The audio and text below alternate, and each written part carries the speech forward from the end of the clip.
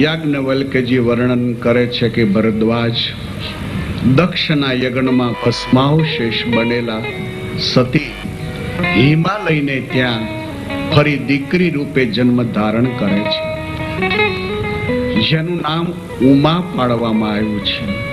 કડવા પટેલો જે હોય છે એ કડવા પટેલોના બૌદ્ધાએ કુળદેવી ઉમૈયાજી હોય છે.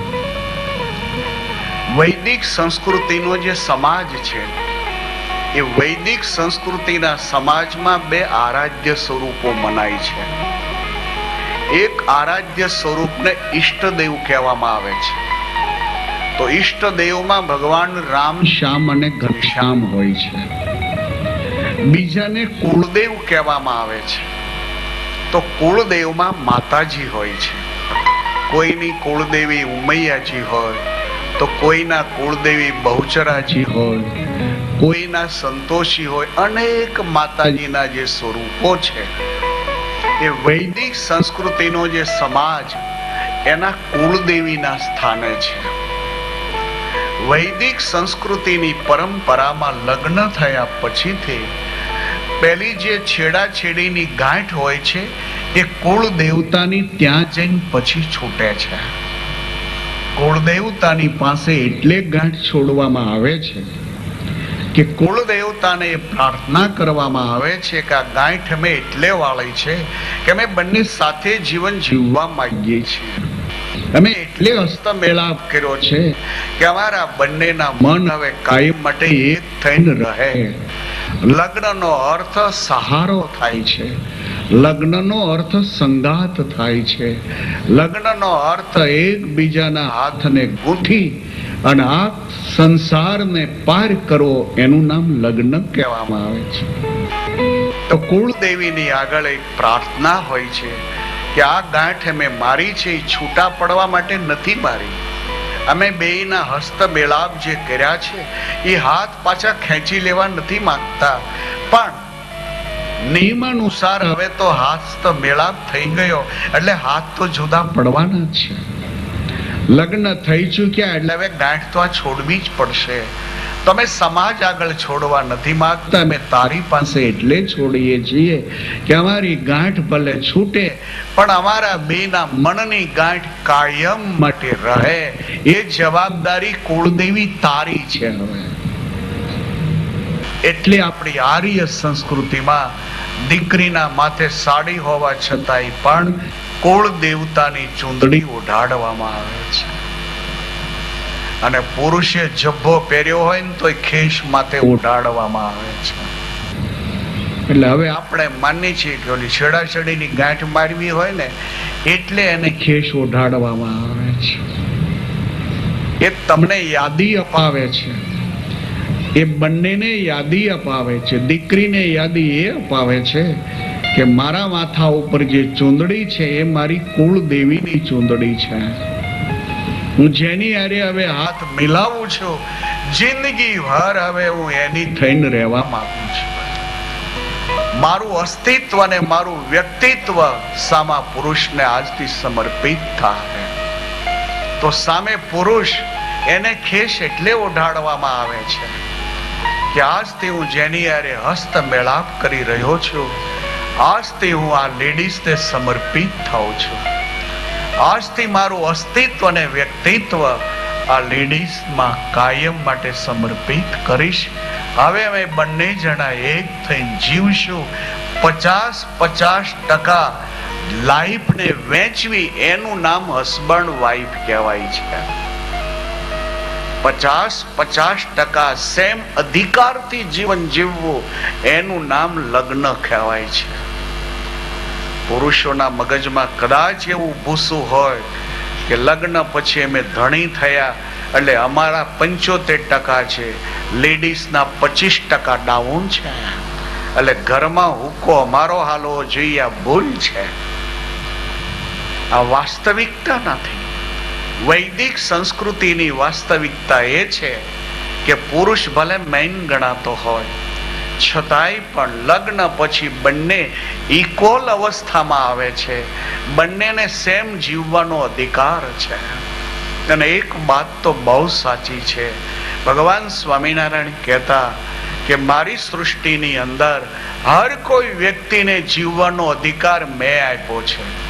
કોઈ કોઈનો અધિકાર છીનવી લેવાનો કોઈને અધિકાર નથી. કોઈ પણ વ્યક્તિના લાઈફનો અધિકાર એને જીવવાનો સરખો છે. કોઈનો અધિકાર કોઈ લઈ ન શકે. તો બે દેવી, એક કુળદેવી કહેવાય છે, ઈષ્ટદેવ કહેવાય છે. કુળદેવી છે એ સાંસારિક ક્રિયામાં હંમેશને માટે એની કૃપા વરસતી રહે છે. જ્યારે કુળદેવ જે છે, ઈષ્ટદેવ જે કહેવામાં આવે છે, એની કૃપાથી જીવાત્મા પરમાત્માના ચરણારવિંદ સુધી પહોંચે છે. તો ઉમૈયાજી હિમાલયને ઘેરે જન્મ્યા છે, નામ ઉમા પાડ્યું છે. મેના તો ખુશ થઈ ગઈ. મેનાને થયું કે મારે ત્યાં ભગવાને દીકરી આપી. એક વાતનું ધ્યાન રાખવા જેવું છે વૈદિક સંસ્કૃતિના સમાજે, કે વૈદિક સંસ્કૃતિના માથામાં કોઈએ એવું નાળિયેર ફિટ કરી દીધું છે કે દીકરો જ મહાન છે, દીકરી ગૌણ છે.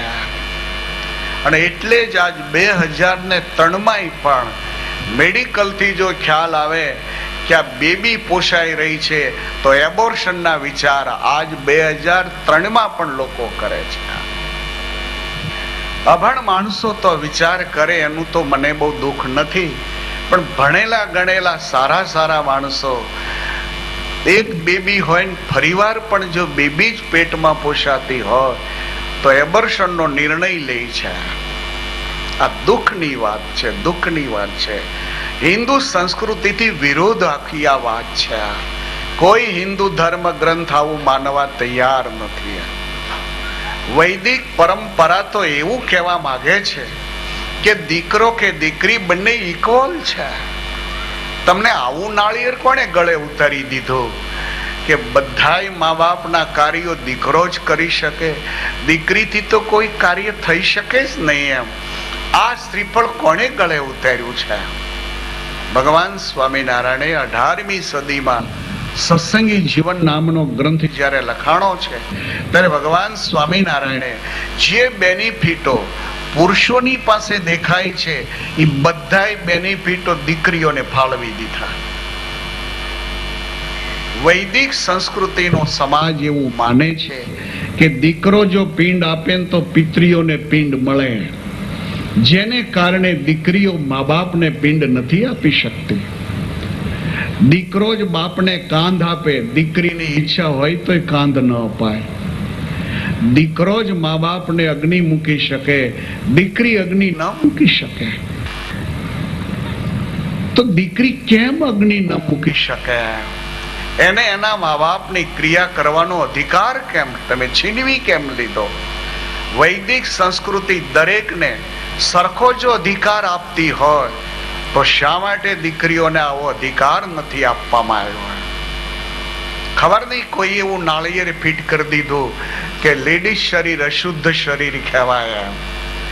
અને એમાંય જેનો હસબન્ડ મરી ગયો એ બેન તો બિચારી મોતને ઘાટ ઉતરી. એને ખબર નહીં કયો ઘેટો ગુડી નાખ્યો. દુનિયાનું મોઢું જોવા ખુશ ન થયા. એનાથી સારું કપડું ન પહેરાય, એનાથી કોઈ દાગીનો ન પહેરાય. વરરાજો પરણવા જાતો હોય ને એ જો હામી મળે તો લોકો એમ કે આ ડોહી ક્યાંથી હામી મળી, આ વિધવા મળી, આ અપશુકન થઈ ગયા. તદ્દન વાતમાં તથ્ય નથી. આ નાળિયેર છે પણ અંદર કોપરા વગરનું નાળિયેર છે. હાવ ખોટી વાત છે. હિન્દુ ધર્મ એવું માને છે કે બંનેને સરખો અધિકાર છે. તો ભગવાન સ્વામિનારાયણે આ વળાંકને વાળવા માટે, આ પ્રવાહને બીજી દિશામાં લઈ જવા માટે ભગવાન સ્વામિનારાયણે એવું કીધું કે દીકરો જો પિંડ આપે તો એના પિતરીઓ જે હોય છે 21 પેઢીના એને મળે. એટલે એનો બાપ, એનો બાપ, એનો બાપ, એ 21 પેઢીના પિતરીઓને પિંડ મળે. પણ જો દીકરી પિંડ આપે તો દીકરીનો જે બાપ હોય એની 21 પેઢીના પિતરીઓને પિંડ મળે. પછી દીકરીની જે માં હોય એનો બાપ હોય એની 21 પેઢીના પિતરીઓને મળે. પછી દીકરીનો હસબન્ડ જે હોય અને એનો જે બાપ હોય એની 21 પેઢી, એક પિંડે 3 પેઢીના 21 પિતરીઓને પિંડ મળે. દીકરો આપે તો ખાલી એક જ પિતૃ જે છે એને મળે કે પિંડ આપનારો છોકરો, એના પિતા, એના પિતા, એના પિતા, એમ 21 પેઢી સુધી પિંડ મળે. દીકરી જો આપે તો દીકરીના બાપની 21 પેઢી, દીકરીની માં જે હોય એના બાપની 21 પેઢી, ને એનો જે હસબન્ડ હોય એના બાપની 21 પેઢી, એક પિંડે 3 પેઢીના પિતરીઓને પિંડદાન મળે છે. માતૃવંશા પિતૃવંશા, હું તમને જીઆર બોલી બતાવું. ભગવાન સ્વામિનારાયણે આ જીઆર જે બહાર પાડ્યો છે હું તમને બોલી બતાવું, કારણ કે પેપર સિવાય માન્યતા આવે નહીં, એવિડન્સ સિવાય મગજમાં બેહે નહીં વાત. એવિડન્સ વગરની વાત છે એ કદાચ બનાવટી પણ લાગે. એટલે હું તમને એનો એવિડન્સ, એનો તુમાર વાંચી સંભળાવું. સંસ્કૃત ભાષામાં છે. માતૃવંશા પિતૃવંશા પતિવંશા ત્રય. માતૃવંશા પિતૃવંશા પતિવંશા ત્રય. પતિવૃતાય પુણ્યેન પતિવૃતાય પુણ્યેન સ્વર્ગ સુખાની ભુંજતે. સ્વર્ગ સુખાની ભુંજતે. પતિવૃતાય પુણ્યેન સ્વર્ગ સુખાની ભુંજતે. પતિવૃતાય પુણ્યેન સ્વર્ગ સુખાની ભુંજતે. માતૃવંશ પિતૃવંશા પતિવંશા ત્રય. માતૃવંશ પિતૃવંશ પતિવંશ ત્રય. પતિવ્રતાય પુણ્યેન સ્વર્ગ સુખાની ભુંજતે. પતિવ્રતાય પુણ્યેન સ્વર્ગ સુખાની ભુંજતે. સ્વર્ગ સુખાની ભુંજતે. સ્વર્ગ સુખાની ભુંજતે. માતૃવંશા એ દીકરીની જે માં હોય એના પિતૃઓ જુદા હોય પાછા, કારણ કે માં છે એનો જે બાપ હોય એના પિતરીઓ અલગ ગણાય. તો દીકરી પિંડ આપે એટલે એની જે માં છે એના પિતરીઓ, દીકરી પિંડ આપે એટલે એનો જે બાપ છે એના પિતરીઓ, દીકરી પિંડ આપે એટલે પોતાનો જે પતિ છે એના પિતરીઓ. આ ત્રણેયના પિતરીઓને એક પિંડ દીકરી જો આપે ને તો દરેક પિતરીઓને પિંડ મળે છે. ભગવાન સ્વામિનારાયણે શિક્ષાબત્રીમાં પુરુષ તરફ જ આખો પ્રવાહ વાળેલો હતો એને લેડીઝ તરફ વાળ્યો છે. તો ઉમાના જન્મથી મેના હિમાલયના ઘરેથી પાર્વતીજી વાઘેશ્વરીની માં, એનું નામ મેના હતું. રામાયણમાં 2 મેનાની કથા આવે છે. પાર્વતીના માં છે એનું નામ મેના છે. મેના દીકરીના જન્મથી ખુશ થઈ ગયા કે આજે મારે ત્યાં દીકરીનો જન્મ થયો, આજ મારે ત્યાં લક્ષ્મીનો જન્મ થયો, આજ હું ભાગ્યવાન બની ગઈ, ભાગ્યવાન બની ગઈ. અને જબ તે ઉમા શૈલ ગરયાઈ. જબ તે ઉમા શૈલ ગૃહયાઈ.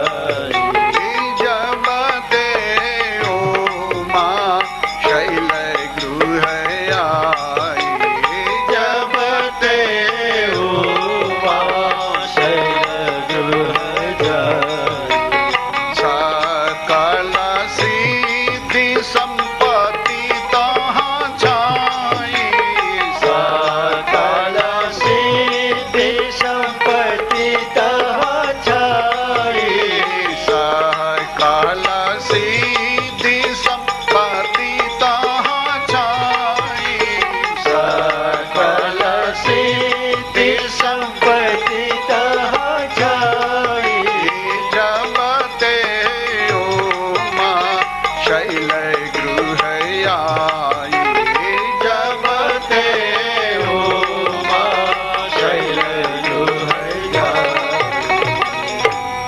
जब ते उमा शैल गृह आई। રામાયણ પણ એમ કહે છે કે હિમાલયને ઘેરે દીકરીનો જ્યારથી જન્મ થયો ત્યારથી રામાયણ માને છે કે હિમાલયનું ઘર લક્ષ્મીજીને રહેવાનું ક્રીડાંગણ બની ગયું. આવી ચોપાઈ હિમાલયને ઘેરે દીકરાનો જ્યારે જન્મ થયો ત્યારે ન લખાણે. ઉમાનો ભાઈ છે, એનું નામ મૈનાક છે. તો મૈનાકનો જ્યારે મૈનાક સમુદ્રની અંદર ડૂબેલો રહે છે. હનુમાનજી મહારાજ જ્યારે સમુદ્ર ઉલ્લંઘન કરશે ત્યારે મૈનાક બહાર આવશે. એ સમુદ્રને શરણે એટલે રહે છે કે જ્યારે પૂર્વ યુગ હતો ત્યારે પહાડોને પાંખો હતી, એટલે પહાડો આકાશમાં ઉડી શકતા હતા. હવે ઉડતો ઉડતો જ્યાં બે એમાં ગામ જોઈ ને તો આખું ગામ ખલાસ થઈ જતું હતું. એટલે ઇન્દ્રે આ પહાડોની પાંખોને કાપી કાઢી હતી. હવે એક મૈનાક જ્યારે બાકી રહ્યો અને મૈનાકને જ્યારે એમ થયું કે મારી પાંખનો વારો આવ્યો છે, એટલે મૈનાક ત્યાંથી ભાગે છે અને સમુદ્રને શરણે જાય છે. એટલે મૈનાક એક બચી જાય છે, જે હનુમાનજી મહારાજને કહેશે ઘડીક વિશ્રાંતિ કરો. તો હિમાલયનો આ પુત્ર છે, એટલે ઉમૈયાનીજીનો ભાઈ છે. તો મૈનાકનો જન્મ જ્યારે થયો છે ત્યારે રામાયણમાં કોઈ ગંધ આપવામાં ન આવી. રામાયણમાં બેના જન્મને જ મખાણવામાં આવે છે. એક દીકરીનો જન્મ, અમારી વાઘેશ્વરીનો જન્મ જ્યારે થયો ત્યારે રામાયણ એમ કહે છે કે હિમાલયનું ઘર અનેક સિદ્ધિ અને સંપત્તિઓથી હરભર્યું થઈ ગયું છે. અનેક ભગવાન રઘુનાથજી ભગવાન જ્યારે પધાર્યા છે ત્યારે રામાયણ એમ કહે છે કે દશરથજીનો આખો પ્રાંત, કૌશલ પ્રાંત આખો લક્ષ્મીજીને રમવા માટેનો એક ગાર્ડન બની ગયો હતો. યાજ્ઞવલ્ક્યજી બોલે છે ભરદ્વાજ નામ પાડ્યું છે ઉમા, બીજું નામ પાડ્યું છે પાર્વતી. વૈદિક સંસ્કૃતિમાં દીકરીને ફોસ વધારે આપવામાં આવતો અને એટલે બાપના નામ ઉપર દીકરીનું નામ બૌદ્ધાએ પાડવામાં આવતું. તો પર્વતસ્ય અપત્યમ પુત્રી ઇતિ પાર્વતી. ઉમૈયાજીનું બીજું નામ પાડવામાં આવ્યું છે પાર્વતી છે. જનક મહારાજાના દીકરી એટલે નામ જાનકી. કુંતીભોજ મહારાજના દીકરી એટલે નામ કુંતા. પાંચાળ નરેશના દીકરી એટલે નામ પાંચાલી. શબર મહારાજાના દીકરી એટલે નામ શબરી. કૈકેયી નરેશના દીકરી એટલે નામ કૈકેયી. કૌશલ નરેશના દીકરી એટલે નામ કૌશલ્યા. બૌદ્ધાએ દીકરીનું નામ બાપની ઉપર પાડવામાં આવતું હતું. નામ પાડ્યું છે બીજું પાર્વતી.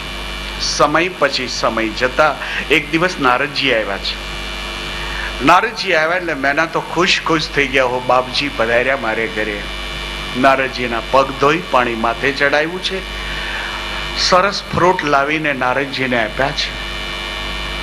નારદજીનું સંપૂર્ણ સત્કર્મ જ્યારે થઈ ચૂક્યું ત્યારે મેના કહે છે કે બાપજી મને આપ જેવા સંતની કૃપાથી એક દીકરી છે. નારદજી કહે છે કે આનંદ કી બાત હૈ બાપજી, હું એને લઈ આવું, આપસે જ એને આશીર્વાદ આપજો. મારી દીકરીને તમે આશીર્વાદ આપો ને તો મારી દીકરી બહુ ડાય થાય. બેટા એવું બોલવાનું કે બાપજી મારી ઉપર ખૂબ રાજી રહેજો. અદ્ભુત વાત છે આ સંસ્કૃતિમાં. આ સંસ્કૃતિ એવું માને છે કે આશીર્વાદ જ આરાધનાની સાઈડ કાપી શકે, બાકી કોઈ ન કાપી શકે. આરાધના જે છે એ આશીર્વાદ આરાધનાની સાઈડ કાપી દે. મર્સિડીઝની કાર કોઈ કાપી ન શકે, મર્સિડીઝની સાઈડ તો કાપી શકે ફ્લાઇટ. આશીર્વાદ એ ફ્લાઇટ કહેવાય છે. એટલે આપણી આર્ય સંસ્કૃતિમાં આશીર્વાદને બહુ મોટો ફોસ આપવામાં આવ્યો છે. એટલે આપણને હાથ જોડતા શીખવાડ્યા, જે હોય એને બસ વંદના કરો, વંદના જ કરો. સેલ્યુટ શબ્દ આપણો નથી, એ તો ઓલા વ્હાઈટ લોકોનો શબ્દ છે. વ્હાઈટ લોકો સલામ ભરે. સલામ શબ્દ આપણો નથી, આપણો શબ્દ વંદન શબ્દ છે, હાથ જોડીએ છીએ. એટલે આર્ય સંસ્કૃતિમાં, આપણી વૈદિક સંસ્કૃતિમાં આશીર્વાદ માગવાની પ્રથા હોય છે. મારી પર રાજી રહેજો. ઘરેથી દીકરા દીકરી જ્યારે બહાર જતા હોય ત્યારે એમ કહેતા હોય, બાપુજી મારી પર રાજી રહેજો. ઘરે કોઈને ઘરે આપણે બે દાડા રહ્યા હોય ને તોય એમ કહીએ કે બસ રાજી રહેજો, હવે હું જાઉં છું. એમ પેલો ગરદણી સામેથી હાથ જોડીને એમ કે મારી કઈ ભૂલ થઈ હોય ને તો બસ માફ કરજો મને. 3 દાડા તો દાળ ભાત શાક રોટલી ખવડાવી હોય, એને હાથ જોડવાના, પેલો ખાધું એને જોડવાના હોય. આ સંસ્કૃતિમાં આવી મીઠાશ છે. આ સંસ્કૃતિએ માન શબ્દને ઘસી નાખ્યો. હાવ માન શબ્દને સ્વમાનની સાથે જોડી દીધો, માનની આગળ સ્વ શબ્દ લગાડી દીધો, જેને કારણે સ્વમાન તમે જાળવી શકો, બાકી વ્યક્તિની સામે વ્યક્તિ માન રાખી શકતી નથી. એટલે જ આપણે સામે હાથ જોડતા હોઈએ છીએ. આપણને હાથ જોડે એટલે એમ લાગે કે એ મહાન છે, આપણે એને હાથ જોડીએ છીએ. ઉમૈયાજીને પગે લગાડ્યા છે, ત્યાં હિમાલય આવ્યા. હિમાલય ખુશ ખુશ થઈ ગયા, બાપજી મારે ઘરે પધાર્યા, મને બહુ આનંદ થયો છે. ત્યાં તો મેના કહે છે કે બાપજી મારી દીકરી ઉપર ખૂબ આશીર્વાદ આપજો, બહુ ડાઈ થાય ને એવી કૃપા કરજો. નારદજી કહે છે કે મેના આટલું સરસ તારું ઘર છે, આટલું સારું આ પરિવાર છે, તો પછી તારી દીકરી તો ઓર ડાઈ હોય ને. દીકરીના સહેજ વખાણ કર્યા ને તો મેના ખુશ ખુશ થઈ ગયા. છોકરીના મા બાપને જો રાજી કરવા હોય ને તો દીકરીના થોડા વખાણ કરો. સેને ઘરે જઈને એમ કહો તમારી બેબી તો બહુ ડાઈ છે, અમારું તો ગામ છે ને એ આખું ઉજળું બનાવી દીધું છે. તરત છોકરીની માં એમ કહેશે બોલો શું તમને નાસ્તામાં ભાવશે? બટાટા પૌવા બનાવી દો. દીકરીના વખાણ કરશો એટલે મા બાપને ગમશે. કોઈ શાસ્ત્રીએથી આવીને એમ કહે તમારી દીકરી તો બહુ ડાઈ છે, બહુ સુખી છે, ઘર બહુ ફાઇન છે. દીકરીના થોડાક શબ્દો જ્યાં બાપ સાંભળે ને, 1 મહિના સુધી શેરો ખવડાવો અને એને જેટલું લોહી ચડે ને આટલું લોહી દીકરીના શબ્દો હારા સાંભળવાથી એને ચડી જતું હોય છે. આ સંસ્કૃતિની અદ્ભુત વાતો છે આખી. આપણે આ સંસ્કૃતિના વારસદાર છીએ. આપણી પાસે તો ડાયમંડની આખી માઇન છે, ડાયમંડની આખી માઇન છે. બસ આપણા ડાયમંડને આપણે ઓળખતા શીખીએ. હું તમને ખાલી ઓળખાવા આવ્યો છું, બાકી તો આ તમારા લોહીના સંસ્કારો છે. તમને હું ડાયમંડ ઓળખાવા આવ્યો છું, બાકી હિન્દુ સંસ્કૃતિના બહેનો ને ભાઈઓ એ તો ડાયમંડ છે, ડાયમંડ છે. હિમાલય ખુશ થઈ ગયા. તરત મેના કહે છે કે બાપજી તો પછી મારી દીકરીનો સહેજ હાથ જોઈ દો ને. નારદજી બોલે છે કે મેના હાથ જોવાની કોઈ જરૂર નથી, એનો ચહેરો મેં જોયો, એ ચહેરો જોતા જ એમ દેખાય છે કે આ દીકરી બહુ ડાઈ છે. મેના તું આનાથી ભાગ્યવાન થઈ ગઈ છો. મેના કહે છે કે આ બાપજી બહુ સાચી વાત છે, બસ મારે ઘરે આ દીકરીનો બોન થયો ને પછી જ મારું ઘર હર્યું ભર્યું બન્યું છે. હું ત્યારથી તો બહુ સુખી થઈ છું. હિમાલયની સામે જોઈને કહે છે કે તમે તો કંઈક બોલો. હિમાલય કહે છે કે હા બાપજી અમારે માટે તો અમારી દીકરી છે, અમારું દિલ છે, અમારો આધાર છે. બોલતા હિમાલયની આંખમાંથી પ્રેમના આંસુ મેળા બેહવા. મેના કહે છે કે બાપજી અમારો જમાઈ કેવો હશે ઈ સે જોઈ આપો. નારદજી મેળા હસવા. મેના જમાઈ તો સારો જ હોય ને, જે ભગવાને આટલી ડાઈ સરસ દીકરી આપી એને એનું સૌભાગ્ય સારું જ આપ્યું હોય ને. મેના મખમલનું કપડું હોય અને કદાચ ફાટી ગયું હોય અને દરજી જો થીંગડું મારે તો મખમલના કપડાને મખમલનું થીંગડું દરજી મારે ને. મખમલનું કપડું હોય એને પાનકોરાનું થીંગડું થોડો મારે. અને કદાચ પાનકોરાનું કપડું જો હોય અને મખમલ વધારાનું પડ્યું હોય તોય પણ પાણખોરાના કપડાને મખમલનું થીંગડું ઓલો દરજી મારે જ નહીં. આટલું તો દરજી સમજીએ કે તો પછી હિમાલય તારા જેવું પવિત્ર આદર્શ ઘર, મેના તારા જેવી આદર્શ એક આ સંસ્કૃતિની લેડીઝ, એને ઘરે ભગવાને દીકરી આટલી ડાય આપી, તેનું સૌભાગ્ય સારું જ આપ્યું હોય, સારું જ આપ્યું હોય. મખમલ ને મખમલ નું થીંગડું હોય છે. મેના તો ખુશ ખુશ થઈ ગયા. મેના કહે છે કે નહીં બાપજી, પણ સેજ જોઈ તો દો. અતિ આગ્રહ થયો એટલે નારદજીને એમ થયું કઈ નહીં, લાવ જોયા. મેનાનો ડાબો ઉમાનો ડાબો હાથ નારદજી હાથમાં લીધો અને હાથમાં જોતાની સાથે નારદજીને થયું ઓ માય ગોડ,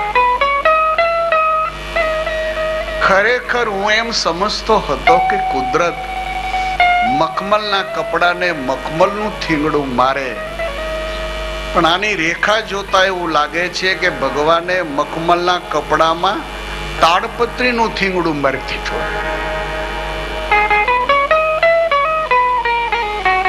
ઘણીક વાર ઈશ્વર મજાક કરતો હોય એવું દેખાતું હોય છે. ઘણીક વાર કુદરત મજાક કરતી હોય છે. ઘણાના જીવનમાં આવા ખોટા થીંગડા મારી દીધા હોય છે. નારદજી એમ કહે છે કે તારી દીકરી છે ને બહુ ડાય છે, તું એને ખાસ સંભાળ છે. હવે હું જાઉં છું. મેનાને લાગ્યું કે વાત ટૂંકાવી કેમ નાખી, અત્યાર સુધી તો મહારાજ બહુ સરસ સરસ વાત કરતા હતા.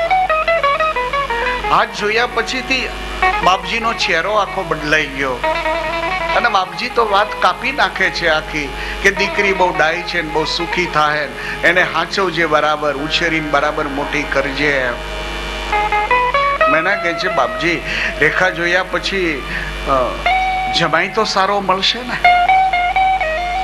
નારદજી બોલે છે મેના જમાઈ તો સારો મળશે, પણ એટલી એક ભલામણ કરું છું કે મેરેજ કર્યા પછીથી દીકરીને ભૂલી ન જાતા. બે જણા અવારનવાર તમે જાઓ કર્યા કરજો. મેનાને એમ લાગ્યું કે ચોક્કસ આમાં કંઈક દેખાય છે. મેના એ પગ જ્યારે ચાલ્યા છે કે નહીં બાપ બતા દીજીએ, અતિ આગ્રહ કર્યો ત્યારે નારદજી એમ કહે છે કે મેના, તમારા જમાઈની વાત જો હું કરીશ ને તો તમને જીવવાનો રસ ઉડી જાય. હવે મેનાને એમ લાગ્યું કે મારો જમાઈ સારો નથી છે. મેના રડતા રડતા કહે છે કે નહીં બાપજી, હવે આપ બતાવો કે જમાઈ કોઈ ખરાબ છે? તો કે સાંભળી લો. હવે અગુણયમાન માતો પિતુ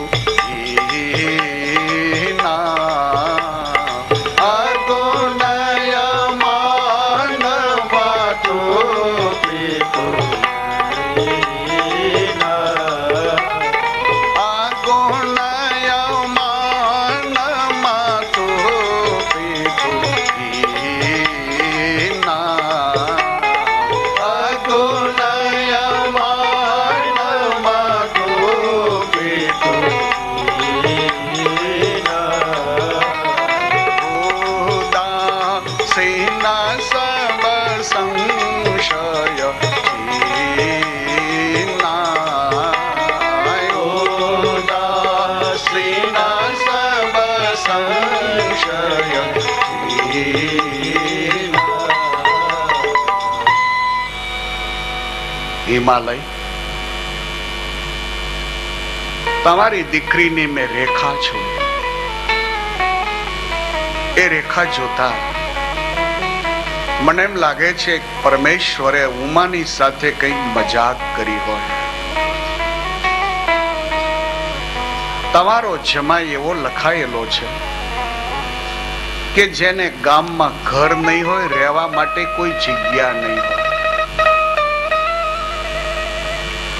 અગુણ જેમાં એક પણ ગુણ જોવા નહીં મળે. એને કપડા પહેરવાનું પણ ભાન નહીં હોય. જેના જીવનની અંદર કોઈ સારા સદગુણ નહીં હોય, ત્યાં તો મેના ઊભા થઈ બે હાથ ને કાન આડા ધરીને ગઈ છે, બાપજી બસ કીજીએ.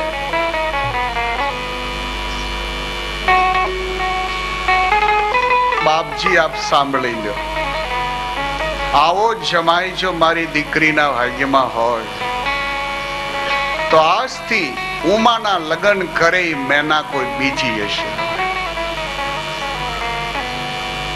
નારદજી બોલે છે કે ઉમા શાંત થા. ઉમા ઊભા થઈ થઈને પછડાય છે.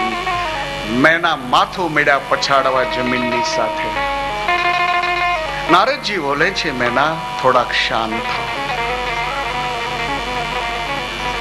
હાથમાં કુદરતે જે રેખા ખેંચી છે, આ રેખા માટે હજી સુધી સાયન્ટિસ્ટોએ કોઈ બુલડોઝર નથી શોધ્યું. મોટી મોટી ખાઈઓ હોય ને એ બુલડોઝર પૂરી શકે છે. હાથમાં ખેંચાયેલી રેખા માટે કોઈ એવું બુલડોઝર શોધાણું નથી કે જેનાથી રેખા હોય એ ભૂસાડી શકાય. મેના જે વસ્તુ બનનારી હોય છે અવશ્ય બને જ છે. એટલે બાપજી મારી દીકરીના મેરેજ આવવાની સાથે થશે તો યાદ થશે જ. મેના તમે નહીં કરવા ધારો તોય થશે. કુદરતની કૃતિની સામે મેના કોઈ હજી સુધી બાઈ નથી ચડાવી શક્યો. માણસ ક્યાં જવાનો? માણસ દોડી દોડીને કેટલુંક દોડે. 1000 હાથ વાળાની સામે બાઈ ચડાવવામાં કોઈ સફળ નથી થયો. 10 માથા વાળો રાવણે સફળ ન થયો. 500 માથા વાળો સહસ્ત્રાર્જુન રાજા સફળ ન થયો. હું તમે એક માથા વાળા ક્યાંથી સફળ થવાના? ભગવાનની સામે તો હાથ જોડવામાં જ સફળતા છે. મેનાને અતિ દુખી જોઈ નારદજી કહે છે કે મેના એક રસ્તો બતાવું તમને. આ રેખા જે છે એ રેખામાં તો આવો જ તમારો જમાઈ લખાયેલો છે. હવે એને જો ટ્રાન્સફર કરવો હોય તો આ બધી વસ્તુ ભગવાન શિવ જે છે એ શિવમાં જ્યારે ભળી છે ત્યારે બધી વસ્તુ સદગુણી બની ગઈ છે.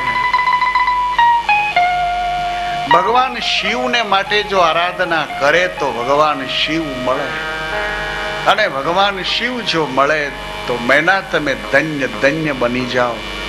પણ શિવને મેળવવા માટે ઉમાને તપ કરવું પડે. ત્યારથી હિન્દુ સંસ્કૃતિમાં, વૈદિક સંસ્કૃતિમાં પ્રારબ્ધ જે છે એ પ્રારબ્ધની પકડમાંથી છૂટવા માટેનો આ રસ્તો શોધાણો કે તપ કરવાથી પ્રારબ્ધની પકડ ઢીલી થાય છે. તપ કરવાથી કર્મ બળે છે. તપ કરવાથી જ માણસ સુખ મેળવી શકે છે. એટલે જૈન દર્શને તપ ઉપર એટલો મોટો ફોર્સ આપ્યો. સાયન્ટિસ્ટોએ બિયારણની ઉપર જે છોલું હોય એ છોલું કાઢવું જો હોય તો એને શેકવું પડે. કોઈ પણ વસ્તુ ઉપર કુદરતે સ્કિન બનાવી છે જેને આપણે છોલું કહીએ છીએ. તો એ છોલું જે હોય એને કાઢવું જો હોય તો વૈજ્ઞાનિકોએ શેકવાની પદ્ધતિ દાખલ કરી કે એને તમે શેકશો, પછી ઘડીક ઠરવા દેશો, એટલે પછી સહેજ મચલશો એટલે છોલું નીકળી જાય. બદામનું છોલું કાઢવું હોય, કોઈ પણ છોલાને કાઢવા જો હોય તો એને શેકવાની પદ્ધતિ, શેકી અને ઠરવા દેશો એટલે છોલું નીકળી જશે.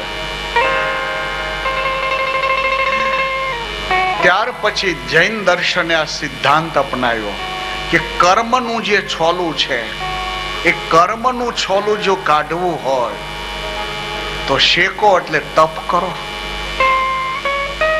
ભૂખ્યાન તરસ્યા તપ કરો. મહિના સુધીના ઉપવાસ કરો, 2 મહિનાના ઉપવાસ કરો.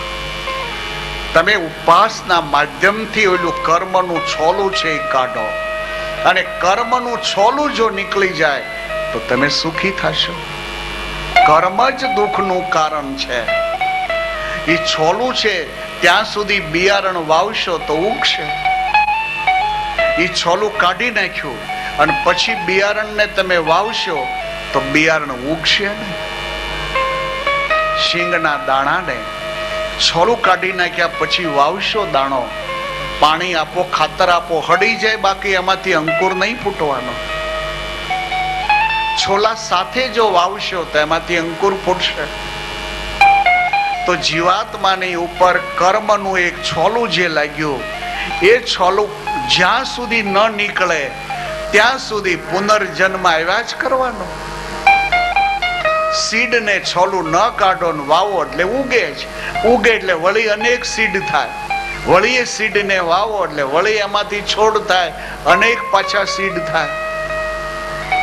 જીવાત્માની ઉપર ऐसी પદ્ધતિ કે ઉપર કર્મનું જે છોલું, જેને વાસનાનું છોલું કહેવામાં આવે છે, એ જ્યાં સુધી તમે તપ કરીને કાઢી ન નાખો ત્યાં સુધી એ જીવાત્માને કર્મ જે છે એ ફરી જન્મ આપે. ફરી જન્મ આપે એટલે વળી પુરુષ કે લેડીઝ બનીએ, વળી બાળ બચ્ચા થાય, પાછા વળી પાછા કર્મ થાય ને વળી મરીએ પાછા. એટલે કર્મનું છોલું પાછું એવું ને એવું રહ્યું, એટલે વળી પાછો બીજો જન્મ થયો પાછો. આમ નામ 84 લાખ જન્મમાં ફર્યા જ કરતા હોય છે. હવે છોલું જો કાઢો, છોલું જો કાઢો તો આત્માનો મોક્ષ થયો કહેવાય. તો હવે છોલું બિયારણનું તો શેકવાથી નીકળ્યું, તો બાણાને થોડો તાવડામાં નાખીને શેકાય. એટલે જૈન દર્શને આ વાસનાનું છોલું કાઢવા માટે તપ પદ્ધતિ અપનાવી કે તમે તપ કરો, તપ કરવા વડે કરીને આ છોલું જે છે એ નીકળી જશે. અને એ છોલું જો નીકળી જશે તો આત્મા શુદ્ધ ચૈતન્ય છે, આત્માનો મોક્ષ થશે. જન્મ અને મરણમાંથી તમે બહાર નીકળી ગયા. હવે પણ શેકવી વસ્તુ છે ને અઘરી થોડીક છે. શેકવા માટે ચૂલો બનાવવો પડે, શેકવા માટે લાકડા લાવવા પડે, લાકડાને હળગાવવા માટે માચીસ લાવવું પડે, પછી ઓલા સીડને શેકવા માટે કઢાઈયું લાવવું પડે, કઢાઈયામાં નાખો સીડ, પછી હલાવવા માટે તવેથો લાવવો પડે. આ તો ઘણી માથાકૂટ થાય ત્યારે ઓલું છોલું નીકળે. એમ તપ જે છે એ તો અઘરું છે. મહિના સુધીના ઉપવાસ, 2 મહિનાના ઉપવાસ, ઘણા સંતો તો વરસ ખેંચી નાખતા હોય છે. વરસ સુધી એમનો ઉપવાસ કરવો અઘરી બાબત છે. આપણને તો ખાવાની વસ્તુનો શાસ્ત્રોએ નિષેધ કર્યો છે, એ નથી છોડી એકાથવા. ન્યાય પછી આપણું ડાપણ આંક્યા કરીએ કે આ તો બધું હાલે જૂના જમાનામાં હતું, આ તો બધું ચાલે. તો વર્ષો સુધી ઉપવાસ કરવા, વર્ષો સુધી તપ કરવા એ બહુ નાની સૂની વાત નથી, કઠિન વાત છે. મધ્યુગ જ્યારે ચાલુ થયો અને વૈષ્ણવાચાર્યો જ્યારે થયા, નિંબાર્કાચાર્ય, વલ્લભાચાર્યજી, મધવાચાર્યજી, રામાનુજાચાર્યજી, આ જ્યારે બધા વૈષ્ણવાચાર્યો થયા, એ વિદ્વાનોએ વિચાર્યું કે આ તપની પદ્ધતિ છે એ છોલું કાઢવા માટે બરાબર છે, પણ બહુ અઘરી પદ્ધતિ છે. એની કરતા સાયન્સે છોલું કાઢવાની એક બીજી પદ્ધતિ જે અપનાવી છે, સાયન્સે છોલું કાઢવાની બીજી પદ્ધતિ એ અપનાવી કે સીડને પલાળશો તમે તો રાત્રિ પસાર થશે એટલે પાણીને કારણે ઓટોમેટિક ઓલું છોલું છે મીનથી જુદું પડી જાય. બહેનોને ખબર હોય, મગ ફોડ્યા હોય ને એ સાંજે પલાળ્યા હોય ને સવારે તમે જુઓ તો એ બધા મગના છોલા પલ્લીને નિમિત્તે નીકળી ગયા હોય. આ પદ્ધતિ બહુ સહેલી. શેકવાની પદ્ધતિ અઘરી છે, શેકવાની પદ્ધતિ ખર્ચાળી છે, શેકવાની પદ્ધતિમાં ટાઈમ જાય એમ છે. પલાળવાની પદ્ધતિ બહુ સહેલી છે. પલાળો એટલે સવારે છોલું નીકળી ગયું હોય. તો વૈષ્ણવાચાર્યો જે થયા એણે આ સહેલી પદ્ધતિ અપનાવી કે કર્મનું છોલું કાઢવા માટે તપની પદ્ધતિ છે એ બહુ કઠિન પદ્ધતિ છે. માટે ભક્તિ રૂપી એક પદ્ધતિ અપનાવી જે ભક્તિની અંદર જીવાત્માને ડૂબાડો, કથા કીર્તન ભજન ભક્તિ અને સેવામાં એને ડૂબાડો, એનું ઓલું છોલું આપોઆપ નીકળી જાય, અને એ છોલું નીકળી જાય એટલે જીવાત્માનો ઉદ્ધાર થશે. એટલે આપણી આર્ય સંસ્કૃતિમાં આવે ભક્તિને ફોસ આપવામાં આવે છે. અને ભક્તિ પદ્ધતિ સહેલી થઈ ગઈ એકદમ. ભગવાનનો પ્રસાદ ખાઓ, બોલો લાડવા ખાવાની વાત આવી, ગમે ને આ વાત તો ખાવા પીવાની વાત આવી. નહીં તો તપ પદ્ધતિમાં તો જૈન દર્શનમાં તો દહીં બી નહીં ખવાય. હર કોઈ કંદમૂળનો નિષેધ થયો. જમીનની અંદર જે વસ્તુ બને છે એ વસ્તુનો નિષેધ થયો. દહીંનો નિષેધ થયો કારણ કે બેક્ટેરિયા આવે છે એમાં. આથાવાળા જે પદાર્થો છે એનો નિષેધ થયો કારણ કે આથો આવે છે. એનું કારણ એ છે કે બેક્ટેરિયા છે. બેક્ટેરિયાનો ગ્રોથ થાય તો જ ખમણ ફૂલે, નહીં તો ખમણ ફૂલે હે ને. જલેબી પડે છે ની ગોળ રાઉન્ડમાં જલેબી પડે જ નહીં. આથો આવે તો જલેબી બને, નહીં તો જલેબી ન બને. તો આથાવાળા જેટલા પદાર્થો છે જેને સાંજે પલાળીએ છીએ, સહેજ હીટમાં મૂકીએ છીએ, એનો અર્થ એ થાય છે કે અંદર બેક્ટેરિયા પેદા થાય છે. અને બેક્ટેરિયા પેદા થાય છે એને કારણે વસ્તુ એનો ગ્રોથ થાય છે. ખમણ પોચા તો બહુ લાગે, પણ પોચું હેનાથી થયું?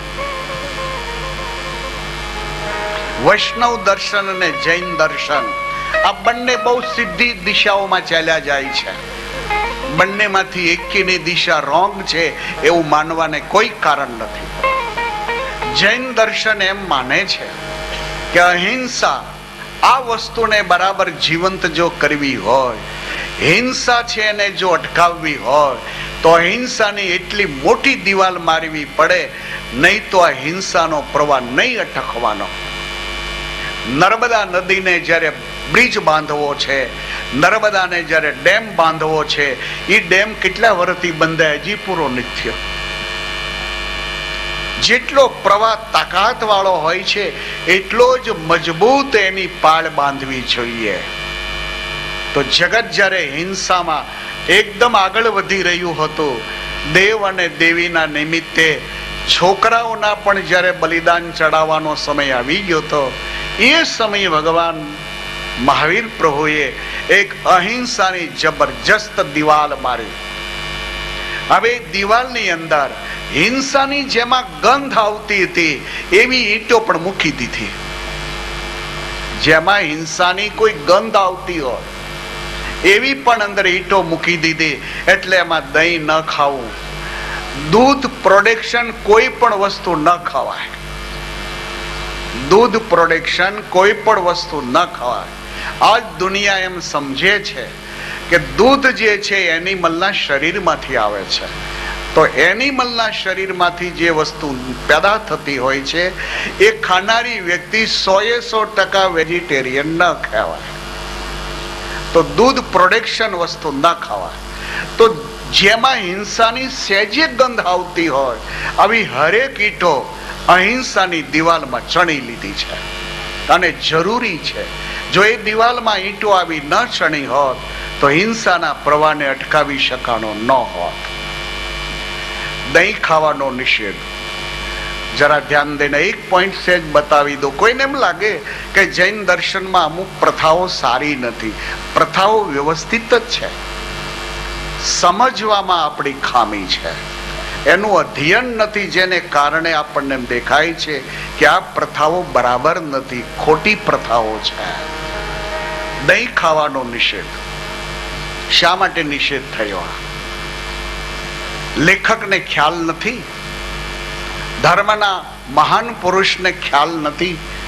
જે પુરુષ હથેળીમાં બ્રહ્માંડ જોઈ શકે, જે પુરુષ એક જગ્યાએ બેઠા બેઠા વિશ્વમાં શું બની રહ્યું છે એને જોઈ શકે, જે પુરુષ એક સ્થાનમાં બેસીને વિશ્વમાં શું બની રહ્યું છે એને સમજી શકે, એ પુરુષને ખ્યાલ ન હોય કે દહીં ખાવાનો હું નિષેધ લખું છું, આની પાછળ દુનિયા મને સવાલ કરશે કે દહીં ખાવાનો તમે નિષેધ કરો છો, તો એનો અર્થ એ થશે કે તમારે ઘીનો બી નિષેધ કરવો પડશે. ઘી શેમાંથી બને છે? દહીં જ્યાં સુધી ન બને ત્યાં સુધી માખણ સંભવ નથી કે બને. જ્યાં સુધી ડેરી પદ્ધતિ શોધાણી નહોતી ત્યાં સુધી, જ્યાં સુધી દહીં ન બનો ત્યાં સુધી માખણ કેમ શક્ય બને? માખણ ન બને ત્યાં સુધી ઘી કેમ બને? તો જ્યારે દહીંનો નિષેધ લખાતો હશે તે દિવસે બરાબર યાદ જ હશે. એ યુગ પુરુષને ખ્યાલ છે કે કાલ સમાજ મારી સામે સવાલ લાવશે કે તમે દહીંનો નિષેધ કરો છો, કાલ ઘીના નિષેધનું શું થાય? महान पुरुष एम कहवा मैंने ध्यान से पढ़ा है. तो दહીંના નિષેધમાં એવું માનવામાં આવે છે કે કુદરતે ખટાશના બેક્ટેરિયા માણસની જે સ્ટમક છે એમાં મૂકેલા છે. કુદરતે ખટાશના બેક્ટેરિયા માણસની જે હોજરી છે એમાં મૂકેલા જ છે. માણસ જે ખોરાક ખાય છે એ ખોરાકમાં એવા કેમિકલ્સ મિશ્રિત થાય છે, એવા એસિડ મિશ્રિત થાય છે કે જેનાથી પહેલા ખોરાકનું પાચન થાય છે. નાનું બચ્ચું જે હોય એ બચ્ચું કોઈ ખોરાક ન ખાતું હોય. નાનું બચ્ચું જ્યારે દૂધ પીતું હોય એ દૂધ પીધા પછી એ બચ્ચું જ્યારે વોમિટ કરે અને દૂધ જ્યારે પાછું બહાર કાઢે એ દૂધના ફોદા કેમ થઈ ગયા હોય છે? હોજરીમાં ગયેલું એ દૂધ એ ખટાશના બેક્ટેરિયાઓને કારણે એમાંથી જે એસિડ પેદા થાય છે કુદરતી ઓલા ખોરાકનું પાચન કરવા માટે, એ ખટાશ જે એસિડ પેદા થયું એ એસિડ પહેલા દૂધને ટચ થયું અને બચ્ચે વોમિટ કર્યું એટલે દૂધ બહાર ન નીકળ્યું, દહીં જેવા ફોદા બહાર નીકળ્યા. તો દહીંનો નિષેધ જ્યારે લખાય છે ત્યારે એ વસ્તુ ધ્યાનમાં રખાય છે કે કુદરતે માણસની બોડીની અંદર ખોરાકનું પાચન થાય એને માટે જુદા જુદા એસિડ ઓટોમેટિક સ્ટમકમાં પેદા થાય છે. હવે માણસને ઉપરથી ખટાશ ખાવાની જરૂર જ નથી. ઉપરથી જો માણસ ખટાશ ખાશે ને તો 40 વર્ષે ગોઠણે વાવશે.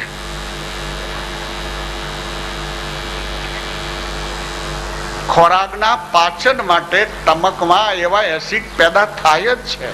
ઉપરથી ખટાશ ખાવાની જરૂર જ નથી. એમ આયુષ 100 વર્ષની લખાયેલી હતી, આજે આપણે 90, 80, 70 માં આવ્યા. એનું મેઇન કારણ કે જે કુદરતે ખોરાક બનાવ્યા છે એ ખોરાકની અંદર મરચું, મીઠું, સંભારો, મરીન, મેથી, અજમોન આ બધું જ્યારથી નાખતા શીખ્યા ત્યારથી આયુષનો ક્રમ ઘટવા માંડ્યો. જરૂરી કુદરતે એમાં વિટામિન્સ મૂક્યા જ છે. કુદરતે શરીરને જે પ્રોટીન જોઈએ એ હરેક પદાર્થ શાકભાજીમાં જરૂરી પ્રોટીન મૂક્યા જ છે.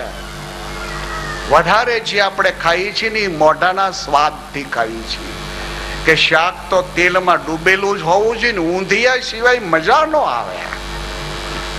તો ઊંધિયું ખાઓ તો આયુષ કપાય કે ન કપાય? રોટલી તો ગરમમાં ગરમ ઘીમાં બોળીને જ ખવાય તો મજા આવે. તો પછી આયુષ કપાય કે ન કપાય? સુગર તો ખાવી જ જોઈએ ને. ચા તો દિવસમાં 5-10 વખત પીવી જ જોઈએ ને. નાખો સુગર તો પછી તો સુગર નાખો તો પરિણામ શું આવે છે? એમ જરૂરી ખોરાકને પચાવવા માટે ખટાશ અંદર કુદરતે મૂકી જ છે. હવે તમે ઉપરથી જો ખાશો, ઉપરથી તમે ખાશો ને તો પગનો વા આવશે, કાં તો કેડ દુખશે, કાં તો આ 45 વર્ષે બધા જે ગોઠણે હાથ દઈને ઉભા થાય છે આનું આ જ કારણ છે. કરો બંધ. દહીં ખાવું બંધ કરી દો, તમને 100 વર્ષ સુધી કાંઈ થાય કેજો. માણસની બોડીની આરોગ્યતા જળવાઈ રહે इसलिए આ નિષેધ થયો છે. તો કહેવાનો મારો આશય આખો એ છે કે હિન્દુ ધર્મ ગ્રંથો જે છે એ એટલા સરસ માણસને દિશાઓ પૂરી પાડે છે. અદ્ભુત છે આ ગ્રંથો, અદ્ભુત છે આ ગ્રંથો. યાજ્ઞવલ્ક્યજી બોલે છે એક ભરદ્વાજ ઉમાને જ્યારે હાથ બતાવવામાં આવ્યો છે ઉમાનો, ત્યારે નારદજી થકી જાણવા મળ્યું કે અગુણયમાનમાં તો બેતો ના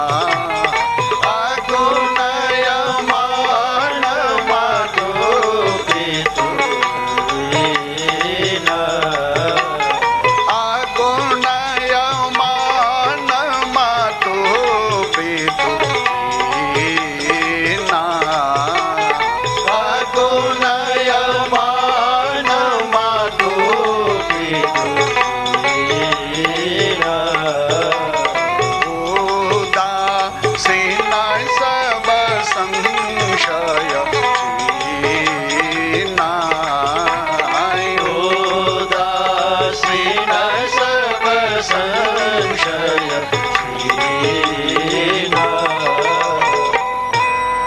મેના, તમે નિરાશ ન થશો.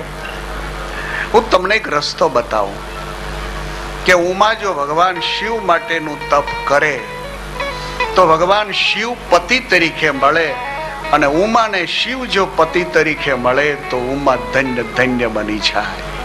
તો કર્મ છે એનું છોલું કાઢવા માટે રામાયણે આ રસ્તો બતાવ્યો કે તપ છે એ કર્મ છે એને નોર્મલ કરવા માટેનું સાધન છે, પણ એ કષ્ટપ્રાય હોવાને કારણે વૈષ્ણવી સંસ્કૃતિએ પછી ભક્તિનો રસ્તો બતાવ્યો કે તમે એને પલાળશો ને તોય પણ કર્મનું છોલું નીકળી જશે. માટે ભક્તિમાં વધારે ફોર્સ આપવામાં આવ્યો કે જે સહેલાઈથી થઈ શકશે. ભગવાનનું માધ્યમ બનાવી લાલા માટે થાળ બનાવો, લાલા માટે ભોગ બનાવો, શકરી ભોગ ને બાળ ભોગ ને સંધ્યા ભોગ ને રાજભોગ ને બસ ભગવાન માટે હવે સેવામાં જોડાઈ જાઓ. સમય મળે ત્યારે હાથમાં કીર્તાલ ને લઈ હરે કૃષ્ણ કૃષ્ણ કૃષ્ણ હરે હરે હરે કૃષ્ણ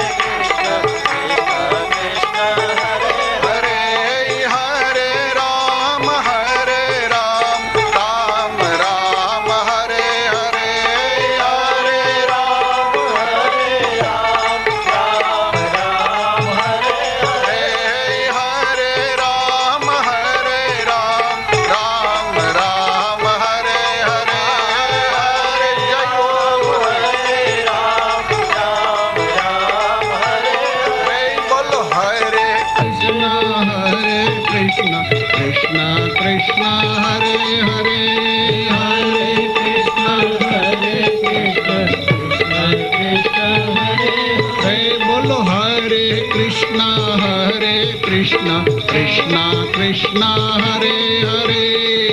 બિયારણ કુડે એટલું પાણી નાખો. હરે બોલો હરે કૃષ્ણ કૃષ્ણ કૃષ્ણ હરે હરે. હરે કૃષ્ણ હરે હરે રામ રામ રામ હરે હરે. હરે રામ રામ રામ હરે હરે હરે રામ રામ રામ હરે હરે. હરે રામ રામ રામ હરે હરે હરે કૃષ્ણ કૃષ્ણ કૃષ્ણ હરે હરે. હરે કૃષ્ણ કૃષ્ણ કૃષ્ણ હરે હરે હરે કૃષ્ણ કૃષ્ણ કૃષ્ણ હરે હરે. હરે કૃષ્ણ હરે બોલો હરે રામ રામ રામ હરે હરે. હરે રામ રામ હરે હરે હરે રામ રામ હરે હરે.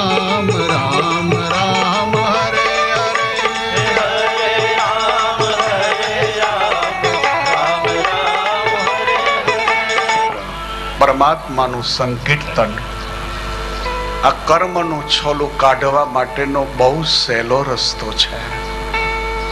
ઘણીક વાર બહેનો છે ને એ કોઈ પણ સીડ પલાળે તો બરાબર પાણી ડૂબ પલાળે.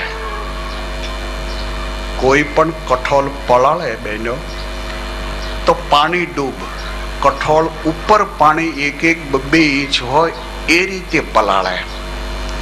એમ ધૂન જો કરો ને તો પણ એવી કરો કે જેમાં જીવ બુડે. ઓછા પાણીમાં જો કઠોળ પડાળેલો હોય તો એ કવડું ઠરડાઈ જાય. એ નો છોલું નીકળે પછી તળો ને તો એ પોચા નો થાય. એમ ઘણા ઓછા ધૂનમાં ઠરડાઈ ગયેલા હોય.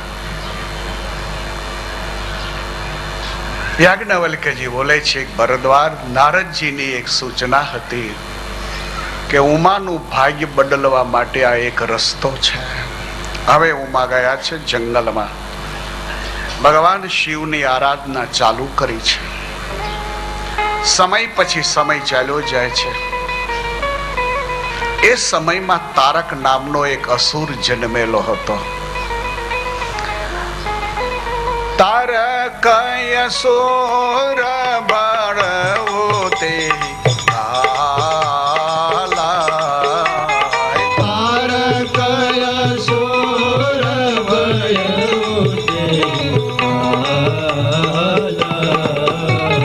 તારક અસુર ભયવું તે તારક અસુર બલ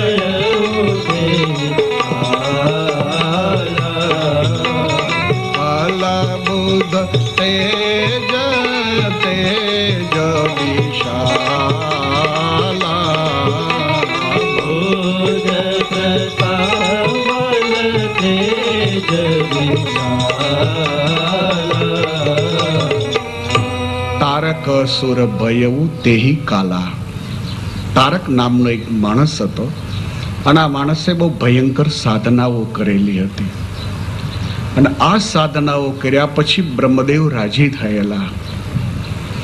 બ્રહ્મદેવે જ્યારે વર માગવાની વાત કરી છે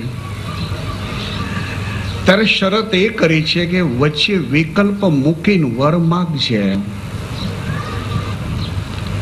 જ્યારથી દાક્ષાયણી યજ્ઞમાં ભસ્માવશેષ થઈ ગયા છે ત્યારથી તો ભગવાન શિવ શમશાનમાં રહેવા ચાલ્યા ગયા છે. ત્યારથી શંકરને હવે ક્યાંય જવું ગમતું નથી. સતી ભસ્માવશેષ થવાને નાતે જ શમશાનની ચિત્તાની ભસ્મ છે એને લઈને આખા શરીરે લગાવે છે. ત્યારથી તો ભગવાન શિવે સારા કપડાં પહેરવા છોડ્યા છે અને વલખલ અને વાઘાંબરને શરીર ઉપર ધારણ કરે છે. કોઈ સંજોગમાં હવે ભગવાન શિવ સેકન્ડ મેરેજ નહીં જ કરવાના. જો ભગવાન શિવ સેકન્ડ મેરેજ ન કરે તો પછી એનાથી બાળક થવાની કોઈ શક્યતા નથી, અને બાળક થવાની કોઈ શક્યતા જો ન હોય તો તારકનો કોઈ દિવસ વધ થઈ શકશે નહીં. એટલે તારક નામની આ વ્યક્તિએ બ્રહ્મદેવની પાસે એવો વર માંગ્યો છે કે મારું મોત થાવ તો શંકર પુત્રથી જ થાવ, એ સિવાય મારું મોત વિષ્ણુ બી ન કરી શકે, ભગવાન શિવ બી ન કરી શકે, કોઈ વિશ્વની તાકાત ન કરી શકે. બ્રહ્મદેવે તથાસ્તુ કીધું છે. આ તારક નામની વ્યક્તિએ આ વિશ્વ પર આખો કંટ્રોલ કર્યો છે. સમય પછી સમય જતા તારકના ત્રાસથી દેવતાઓ ત્રાસી ગયા છે. હવે દેવોએ જઈને બ્રહ્મદેવને વિનંતી કરી છે કે તમે આ માણસને વર કેટલો ખરાબ આપ્યો. દેવ હંમેશા મંત્રને આધીન છે. દેવ હંમેશા મંત્રને આધીન છે. તો દેવાના જે મંત્રો કરવામાં આવે છે દેવોને એની ઉપર વર આપવો જ પડે છે. દેવ માટે બીજો રસ્તો જ ન હોય. બ્રહ્મદેવ કહે છે કે એને નિયમથી વધારે જપ કર્યા, જેને કારણે વર આપ્યા સિવાય બીજો મારો રસ્તો નહોતો. દેવતાઓ કહે છે કે તો પછી હવે આ મરે છે નથી એમ. તો કે શંકર પુત્ર સિવાય એનું મોત શક્ય નથી. દેવો કહે છે કે પણ ભગવાન શંકર મેરેજ કરવા જ ક્યાં તૈયાર છે, તો ધ્યાનમાં જ બેહે છે. જ્યારે જાગે છે ત્યારે સિદ્ધોની સાથે બ્રહ્મચર્ચામાં જ લાગેલા રહે છે.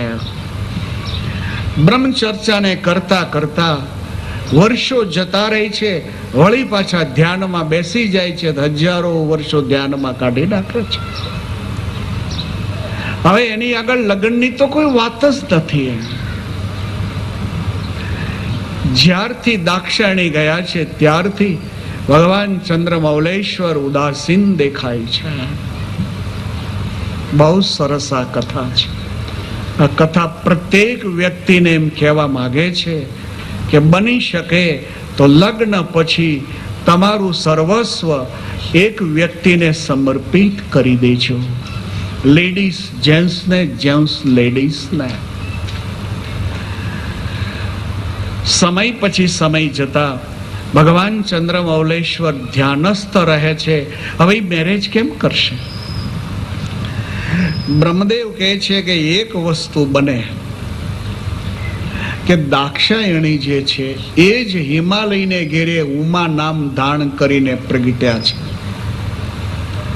એ જ દાક્ષાયણી છે અને શંકરને મેળવવા માટે તપ કરે છે અને 10,000 વર્ષ વહી ગયા છે. તપને વધારે સ્ટ્રોંગ કરવા માટે થઈ અને હવે ઉમૈયાજી નથી ફળ ખાતા, નથી ફ્રૂટ ખાતા, નથી કોઈ ભાજી પન્નું ખાતા. હવે અપર્ણા જે સુકાઈ ગયેલા પાંદડા નીચે પડ્યા હોય એ અમુક જપનો નિયમ પૂરો થાય એટલે ઉમૈયાજીએ સૂકા પાંદડા ખાય છે, એટલે એનું નામ અપર્ણા ઋષિઓએ પાડ્યું છે. તો ઉમૈયાજીની તપની જે સીમા હોય એની ઉપર આગળ વધી રહ્યા છે.